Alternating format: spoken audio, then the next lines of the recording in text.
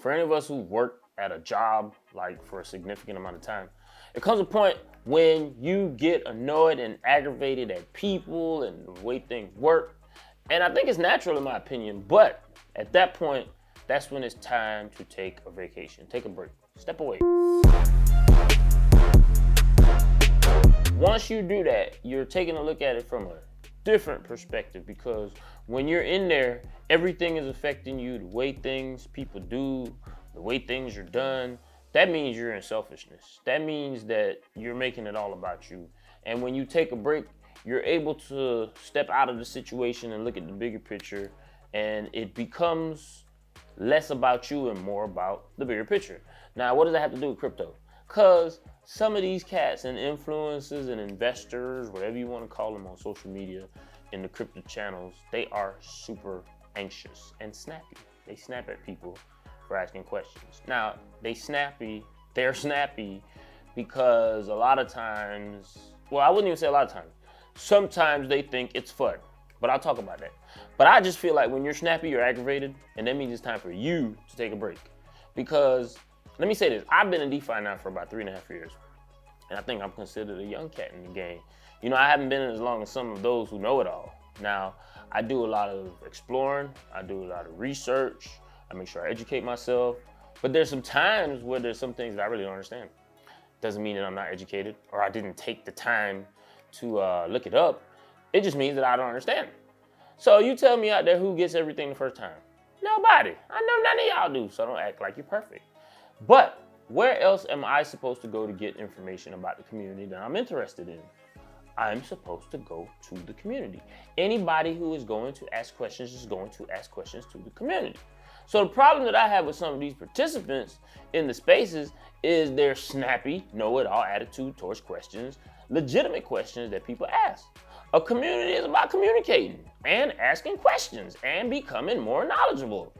You know what I'm saying? There are genuine questions that are asked from some people who just don't understand, and they're not like vets like most of you who claim that you are.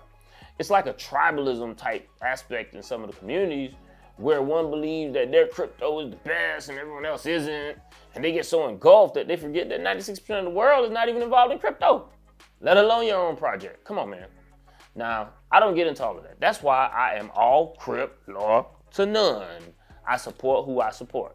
Now, first off, I respect all people. Everyone should be respected as a human being on this planet, period. I understand that there's beauty in diversity. The opportunity for varied opinions and views coming together to form a growing and collaborative community is an amazing concept. I've embraced that in my life and in these decentralized communities. Now, knowing this helps me to realize that someone who is in Africa or Belgium or Sweden or Mexico or Japan, they don't communicate the same way I do. So I have to take the time to understand them. The world is a big place. And if we want people to understand and to adopt, adoption comes through education and community. And if we're unable to educate and communicate, and we are snappy when someone asks a question, you become a cancer to the community.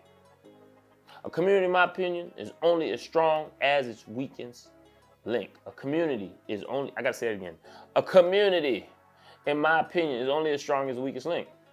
So it is imperative that we are mindful in our communication, understanding that there are varied opinions, views, morals, cultures, people are different. Our responses should be tempered and not out of selfishness. Or better yet, don't respond. I had to get that off my chest because I had an experience in a community that was similar to this. I wasn't offended though because, you know, I'm not thin-skinned. But I just look at it from a different perspective because it's not about self for me, right? So I stepped out and I look at it and I was like, if I was new to the space and I asked that question, like someone is new to the space and they ask a question, and the responses, some of the responses would have literally ran me away. There's no adoption in that. Now, as community members, investors, whatever you want to call yourself, we are responsible for the way we communicate with each other.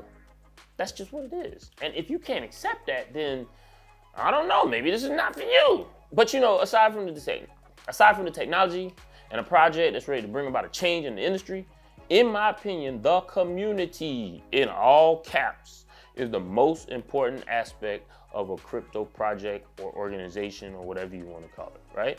The communication in the community and the communication towards new investors is important.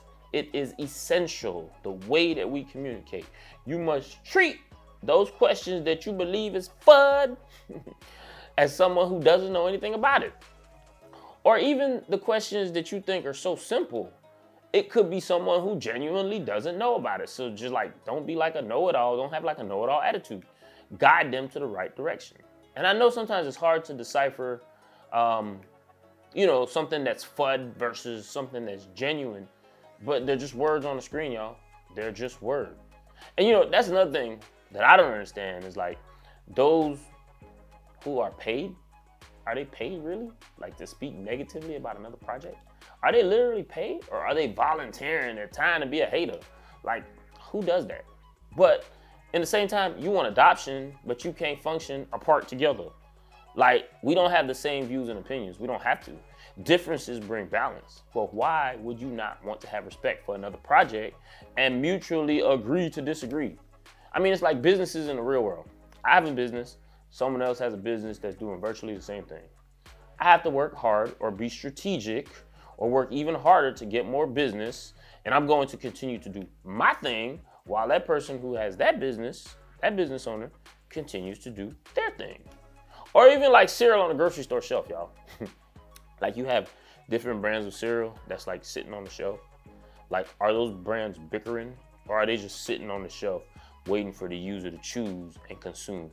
The user chooses and consumes based on what they want and what appeals to them and what the cereal offers. At the end of the day, people are going to do what they want to do. So really, it's kind of like a catch-22. But it's important that we or you or anyone have compassion and an understanding of the way to communicate. It's essential. And let me tell you, no one, and I repeat, no one is going to venture into anything new when you have people snapping at them for asking questions. Just my thoughts, just my opinion. Had to get it off my chest. No attack on anyone. It's your boy. Remember, y'all, there's 3 types of people in this world. Those who watch things happen, those who make things happen, and those who say what happened. And I am definitely one of those people who will get in the game. I will definitely not be in my feelings. Learn how to take constructive criticism and grow and move on from there. It's your boy. I'll catch y'all on the next one.